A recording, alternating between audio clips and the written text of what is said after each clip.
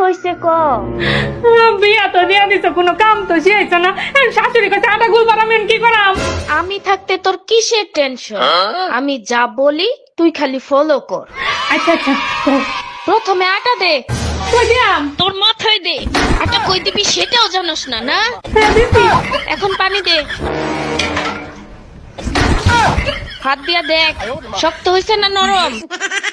লেটকা লাগতাছে তো। তাইলে শুকনো একটু আটা দে, এখন দেখ শক্ত না নরম।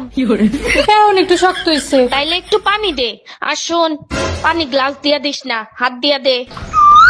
এখন দেখ ঠিক আছে কিনা। হ্যাঁ ঠিক আছে। ঠিক আছে, হ্যাঁ। এখন সবটি আটা একসাথে জড়ো কর। আর হন, হ্যাঁ। একটা ছবি তুললে আমারে পাঠা, দেখি কেমন আটা বানাইছস। আচ্ছা, সুন্দর হয়েছে। तो खींच मेरी फोटो तो खींच मेरी আমারে পাঠাই। বড় লোকের বেটি লোক হ্যাঁ আম্মা, দেখছো কত সুন্দর আটা গুলছি? ঘন্টা হইছে, তোর জন্ম দিয়েই ভুল হইছে। শোন দেখ,